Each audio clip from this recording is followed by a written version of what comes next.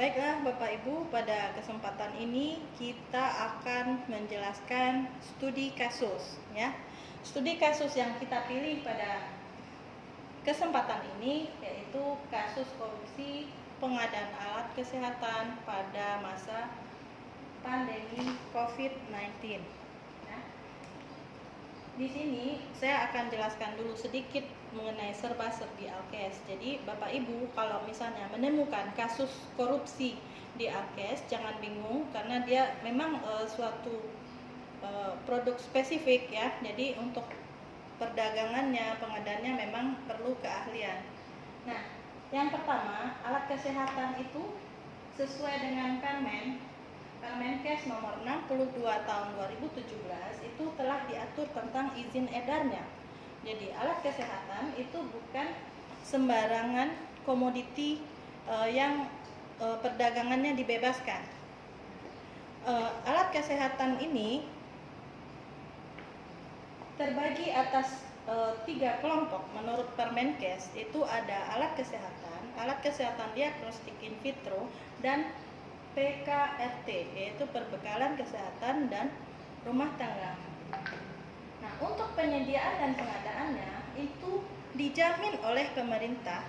Kemudian untuk jalur untuk sistem pengadaannya itu, sebentar ya. Nah, untuk pengadaannya itu dilakukan dengan sistem tender ya, atau lelang. Namun karena keterbatasan dan adanya persaingan untuk mendapatkannya, maka telah ditetapkan bahwa instansi pemerintah ataupun swasta itu harus melakukannya secara e-katalog, by e-purchasing ya. Jadi ini penyedia akan melakukan kerjasama dengan LKPP. Nah, saat ini itu sudah ada 34 kategori dari 19 vendor, ada ribuan jenis alat kesehatan yang telah bisa dilakukan pemesanan untuk pengadaannya itu melalui e-katalog atau e-purchasing ini. Nah, bagaimana kalau itu dilakukan pada kondisi darurat? Nah, pada kondisi darurat itu akan terjadi persaingan untuk mendapatkan komoditi sejenis Alkes ini. Jadi dengan meningkatnya demand, maka itu akan terjadi peningkatan harga dan bisa jadi juga terjadi kelangkaan di pasaran. Nah, sehingga hal-hal demikian itu menyebabkan alat kesehatan ini rawan untuk terjadinya penyalahgunaan wewenang. Nah, Bapak Ibu tentu akan mendalami suatu kasus atau mengungkap adanya sesuatu indikasi tindak pidana korupsi. Mari kita lanjutkan. Pertama, nah, ini berdasarkan surat yang masuk ya dari kabupaten kota yang pernah kita lakukan penelusuran atau penelitian, yaitu Satgas, Satuan Pengawas Pendampingan, menemukan ketidaksesuaian prosedur. Sering ya terjadi pengadaan itu. Jadi kalau pada tahap kondisi darurat tentunya kita harus memesan berdasarkan surat pesanan baru barang itu datang. Nah, jadi ditemukan ada 3 hal. Yang pertama, speknya tidak sesuai. Kemudian merek juga tidak cocok. Nah, yang ketiga, produk tanpa labeling. Nah, jadi ketika kita menemukan hal demikian, tentu kita melakukan penelitian. Kenapa hal itu bisa terjadi? Apakah panitianya yang salah atau mungkin PPHP tidak mengecek mungkin. Nah, jadi kalau sesuai dengan Perlem LKPP nomor 13 2018 itu dimulai dari tahap perencanaan. Jadi misalnya kita membutuhkan 100.000 cube Alkes misalnya. Nah, kita lanjut kepada pengadaan. Kita lihat lagi pengadanya, kita apakah akan pesan secara e-katalog atau kita melakukan secara swakelola. Kemudian yang titik yang rawan juga adalah proses serah terimanya. Nah, selanjutnya tentu pendistribusian. Jadi kita ingin melihat konsep value for money atas pengadaan alat kesehatan tersebut tercapai tidak untuk pemanfaatan yang sebesar-besarnya untuk masyarakat. Nah, jadi setelah melakukan monitoring, jadi ini salah satu inspektorat menemukan bahwa terdapat pengadaan alkes itu yang tidak dilaksanakan oleh penyedia yang diberi kewenangan oleh negara, oleh Kementerian Kesehatan. Nah, terdapat perbedaan volume tadi ya, terdapat perbedaan spek, berarti itu akan menimbulkan selisih harga. Nah, dari sana kita melangkah bahwa ini memang terjadi apa-apa, jadi kita melakukan audit dengan tujuan tertentu. Nah, Bapak Ibu, biasanya kalau kita melakukan pemeriksaan kasus atau pemeriksaan khusus, itu ketika dalam perjalanan kasus, apa hal yang pertama kita ketahui setelah berkembang ketika kita melakukan pemeriksaan data dan fakta, itu bisa saja akan berbeda dengan dugaan awal yang kita dapatkan dari suatu kasus pengaduan masyarakat misalnya ya. Nah, jadi setelah melakukan pemeriksaan akan terungkap. Nah, dalam contoh ini kasus kita, yang pertama adanya indikasi gratifikasi dari penyedia kepada pihak-pihak yang terlibat. Yang kedua, adanya indikasi pemanfaatan sisa bahan persediaan. Nah, yang ketiga juga ada indikasi kemahalan harga, karena tadi barang yang kita terima alat kesehatannya itu tidak sesuai spek ya. Yang kedua itu terjadi perbedaan volume dan itu juga bukan barang bermerek. Yang keempat itu adanya indikasi pelanggaran kewenangan, di mana untuk peredaran dan distribusi alkes itu haruslah dilakukan oleh penyedia atau vendor yang memiliki izin. Dan yang kelima itu terjadinya indikasi pembiaran dan persekongkolan oleh pihak-pihak yang terlibat, bisa aja itu pengguna anggaran, kuasa pengguna anggaran, panitia, atau PPHP, panitia pemisah hasil pekerjaan. Nah, dari kesimpulannya kita dapatkan dua hal. Yang pertama itu adanya pemberian uang atau yang bisa kita anggap itu gratifikasi. Yang kedua adanya pembayaran kepada vendor ya. Setelah kita lakukan pemeriksaan, ternyata hasil monitoring kita menyatakan bahwa spek tidak sesuai, jadi kita lakukan perhitungan ulang dan dia tidak berhak dibayarkan sesuai nilai kontrak dan hanya bisa dibayarkan selisih. Nah, untuk jenis delik tipikor yang cocok, yang sesuai untuk kasus ini, yaitu pelanggaran integritas yang relevan sesuai Undang-Undang 31 tahun 1999, contoh Undang-Undang 20 tahun 2021 tentang pemberantasan tipikor. Yang pertama itu pasal 2 ayat 1 yang menyatakan bahwa pejabat dan penyelenggara negara yang secara melawan hukum melakukan perbuatan memperkaya dirinya sendiri atau orang lain atau suatu korporasi yang dapat merugikan keuangan negara atau perekonomian negara. Nah, kemudian pasal 5 huruf A yaitu memberi atau menjanjikan sesuatu kepada pegawai negeri atau penyelenggara negara dengan maksud untuk berbuat atau tidak berbuat sesuatu dalam jabatannya yang berkepentingan dengan yang bertentangan dengan kewajibannya.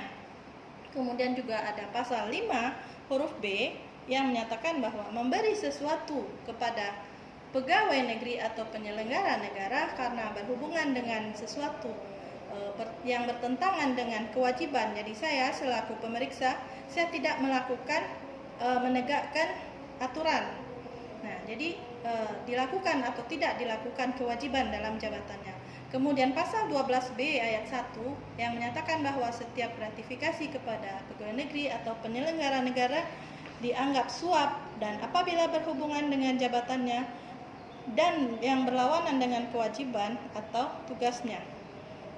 Ini yang jenis delik tipikor yang terjadi pelanggarannya, yaitu ada Undang-Undang 28 tahun 1999 tentang penyelenggaraan negara yang bersih dan bebas dari KKN, kemudian Perpres 16 tahun 2018 tentang pengadaan barang jasa pada pasal 7 ayat 1, kemudian juga ada SE LKPP nomor 3 tahun 2020 tentang penjelasan atas pelaksanaan pengadaan barang jasa penanganan darurat COVID-19 pada angka 2.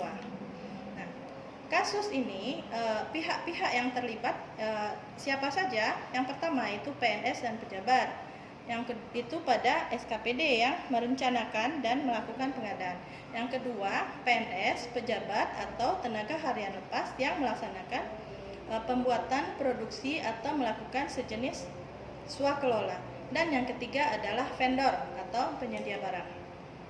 Jadi, pada tahapan setiap proses itu ada hal yang ditinggalkan yang tidak sesuai ketentuan. Harusnya di sini tim pengadaan memilih vendor atau penyedia yang sesuai, sedangkan itu tidak dilaksanakannya. Kemudian PPHP juga tidak melakukan tugas dan kewajibannya. Kemudian juga si pelaksana atau user juga tidak mengecek barang yang sudah diterimanya.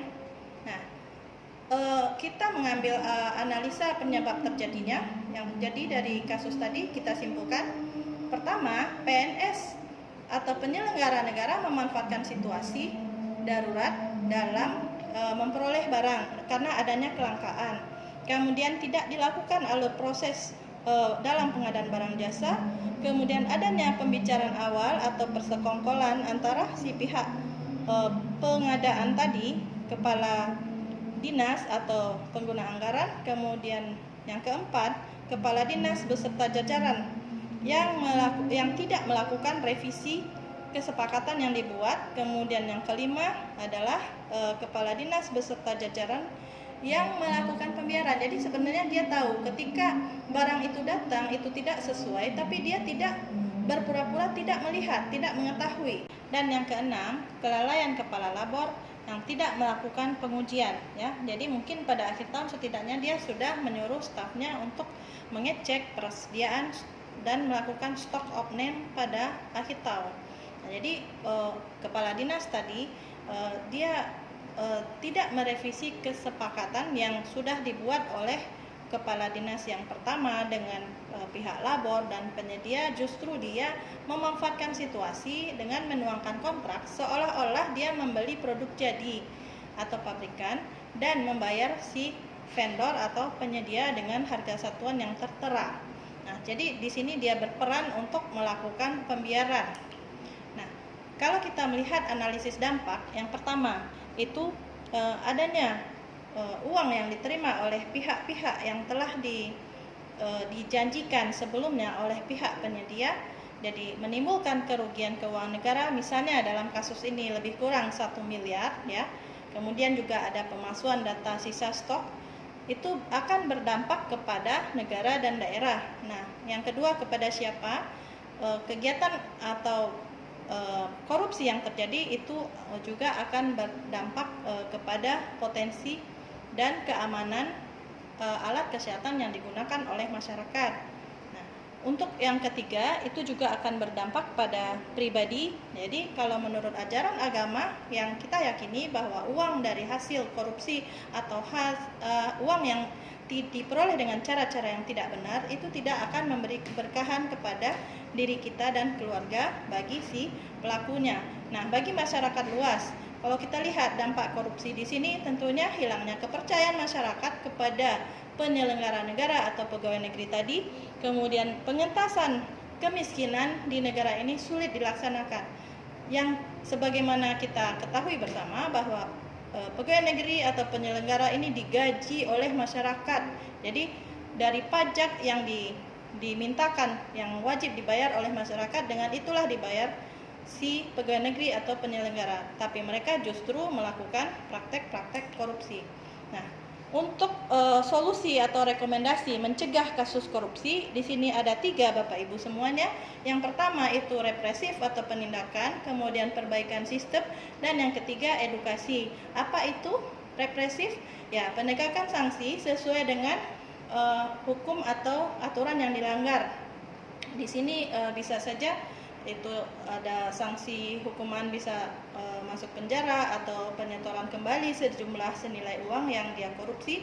Kalau di perbaikan sistem, mungkin di sini dalam kasus ini kita menyiapkan regulasi bagaimana caranya untuk mendampingi si OPD dalam melakukan pengadaan barang jasa.